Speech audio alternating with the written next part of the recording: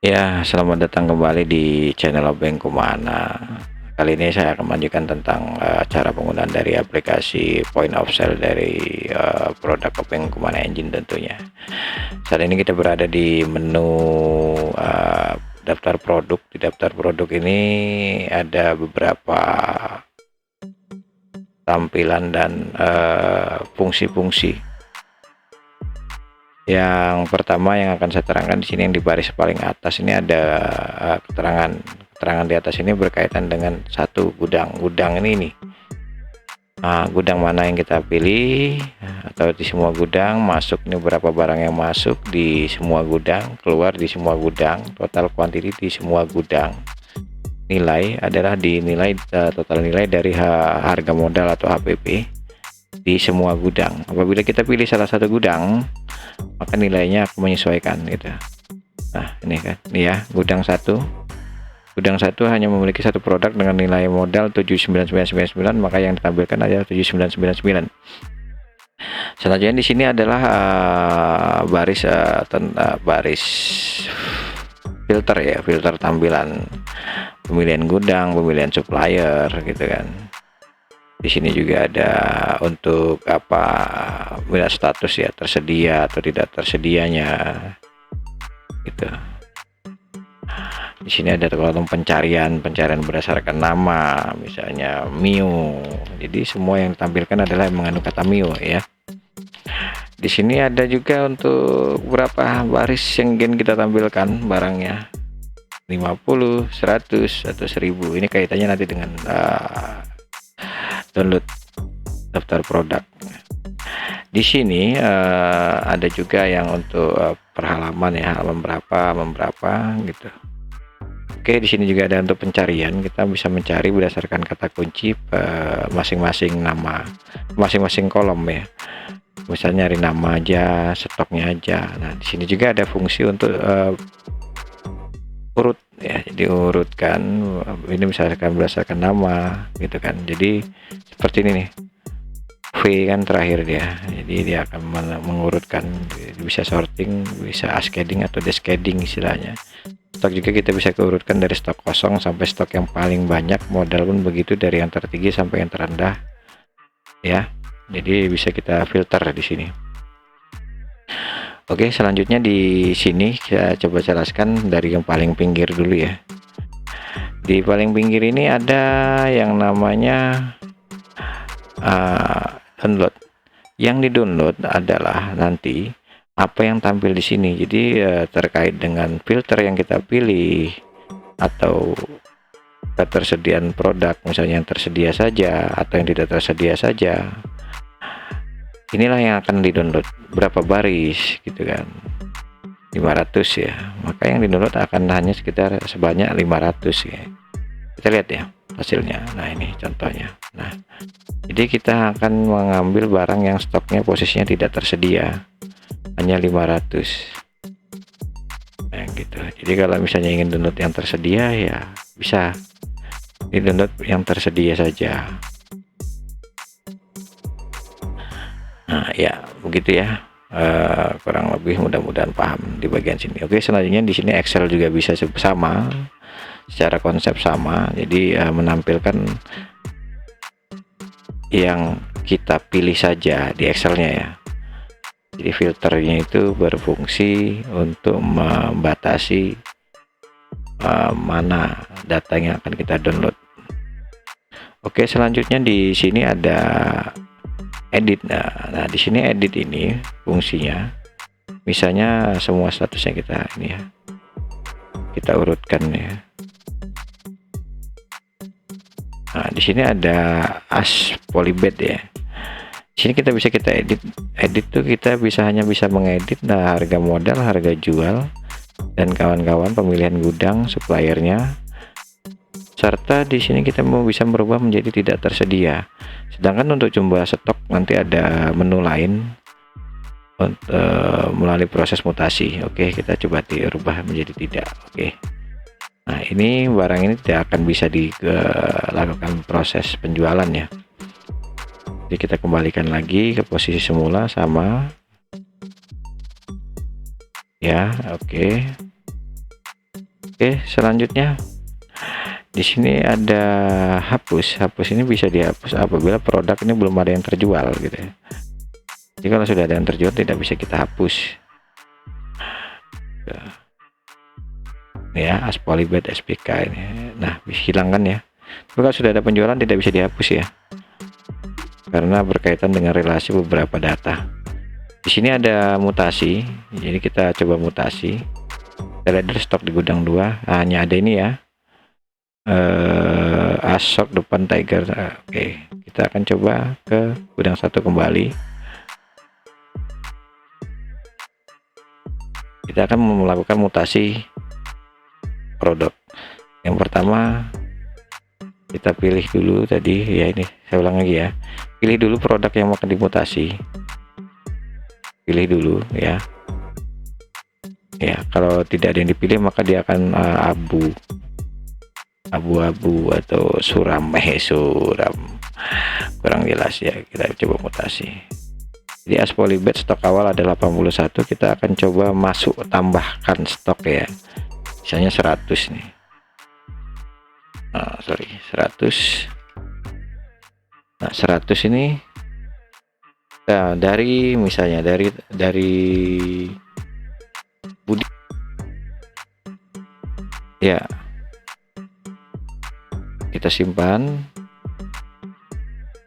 Oke, sekarang stoknya menjadi 81 ya.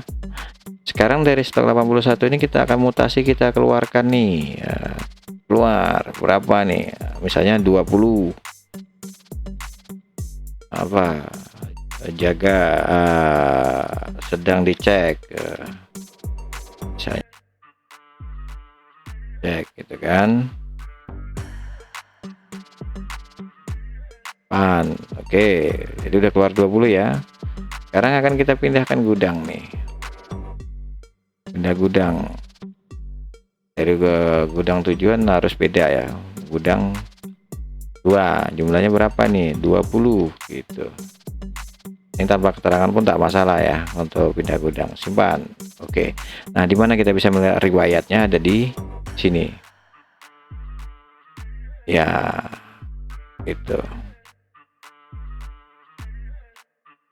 Jadi berapa stok awal, stok akhirnya juga ada semua di sini, cukup jelas. Oke, selanjutnya kita kembali ke sini, kita misalnya pindah gudang 2. Jadi dari gudang 2 ke gudang 1 pun bisa sama caranya. Misalnya ini kita, waduh kebanyakan nih di gudang 2, harus dikembalikan gudang 1. Kita pindahkan lagi nih, pindah gudang, pilih gudang 1, jumlahnya berapa yang mau kita kembalikan, 5 misalnya. Ya sudah, pindah saja. Nah, stoknya di 5 ya, di 15 ya di gudang 2. Nah, selanjutnya di sini juga ada mutasinya. Kita pilih saja. Kita mau melihat riwayat di gudang berapa, gudang 2 ya, terjadi keluar nih. Stok awal, stok akhir jumlahnya berapa yang keluar. Oke, sudah cukup jelas di bagian situ.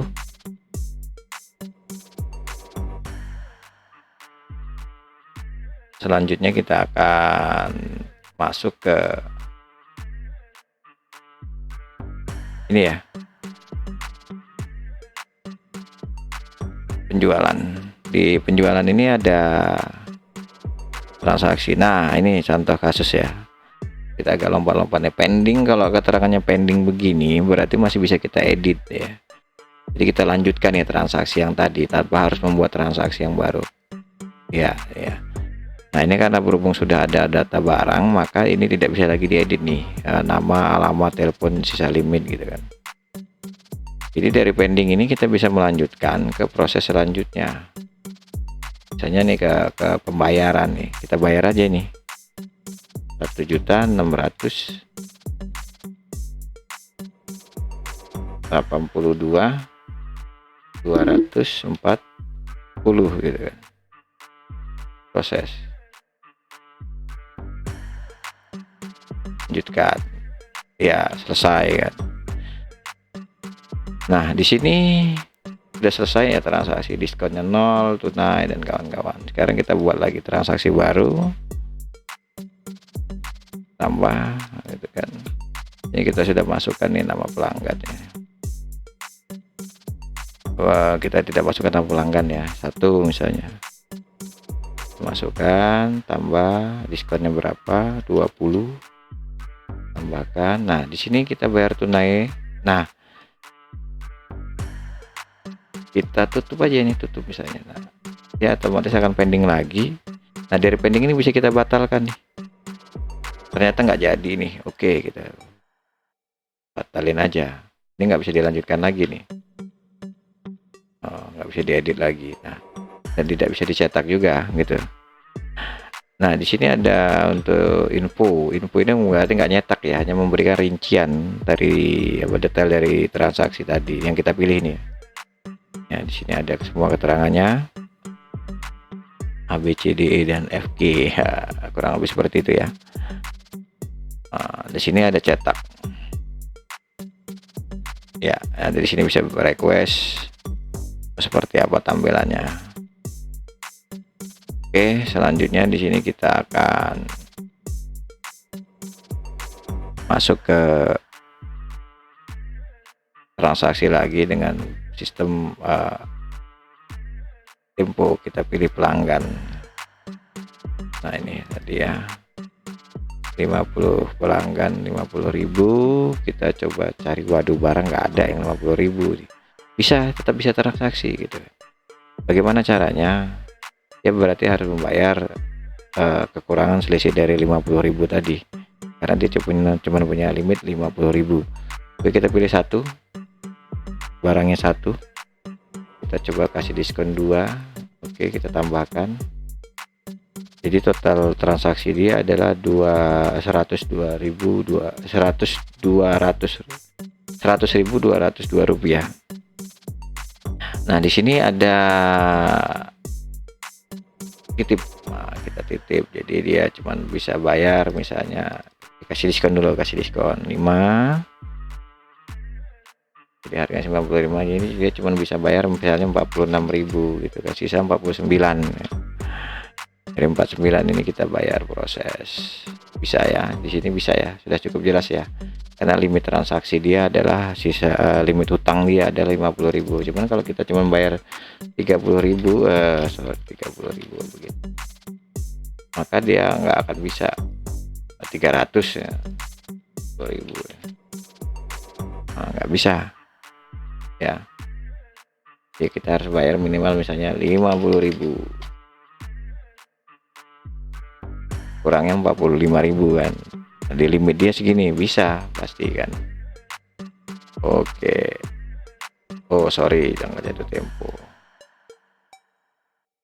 Oke, selesai. Di sini ada total pembayaran titip, bisa info juga berapa nih kan, kurang atau kembalinya berapa, bisa kita lihat juga. Misalnya kita cetak gimana kan, sini juga dijelaskan nih, kurangnya sekian gitu, itu temponya berapa ya. Oke, selanjutnya kita masuk ke keuangan ya. Ini keuangan, di sini ada transaksi penjualan, titip dan kawan-kawan. Di sini kita bisa melakukan pembayaran ya. Bayaran si A ini punya utang berapa, kita bisa cicil misalnya.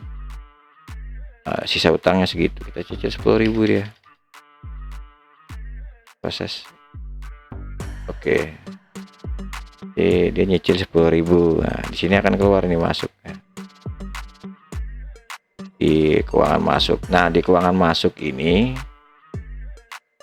tidak bisa diedit ya, tidak bisa dihapus kalau bukan karena transaksi manual di sini. Nah, ini yang saya akan jelaskan. Di keuangan masuk ini bisa kita melakukan mutasi keuangan manual. Di sini ada menunya tambah. Jadi tambah ini kita bisa tambah misalnya dari penerimaan nih, dari toko 2 ke toko restoran ya, ke toko 1, berapa jumlahnya, 5.000 misalnya kan, dari Asep misalnya kan gitu kan ya, dari sini dari Asep misalnya untuk penerimaannya ya, proses. Nah, yang begini bisa kita hapus gitu, karena ini manual gitu. Nah ya, saya harap bisa cukup jelas. Di sini keluar juga bisa kita tambahkan nih pengeluaran. Kenapa ini? Dari toko satu pilih apa ini, lain-lain misalnya. Tanggal transaksi berapa jumlahnya, 5.000 misalnya, beli payek kan. Kalau yang manual begini bisa kita hapus gitu. Oke, selanjutnya di sini ada laporan ya. Nah, kalau piutang tadi tuh pelanggan, pengurangan piutang, ada nih semua keterangannya di sini ya. Pelanggan kekurangan titiknya berapa, jadi utang kan berkurang terus. Di sini ada laporannya, akan detail ya, keluarnya berapa, 5.000 tadi juga dijelaskan dikarenakan ada transaksi di sini kan. Oke, lanjut di sini ada laporan hasil penjualan ya. Nah, di sini nih ada semua tanggal, berapa labanya, total laba 5 juta kan. Gitu. Oke, kenapa bisa begini? Ini semua tanggal ya.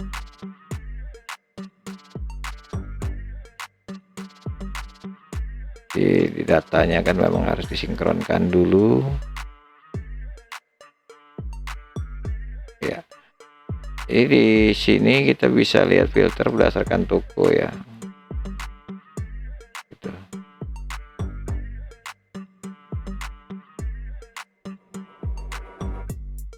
Jadi kurang lebih seperti itu. Sementara untuk lain-lain sebenarnya sudah bisa ya diatur. Apabila nanti ada sesuatu yang kurang paham, silakan komentar. Terima kasih.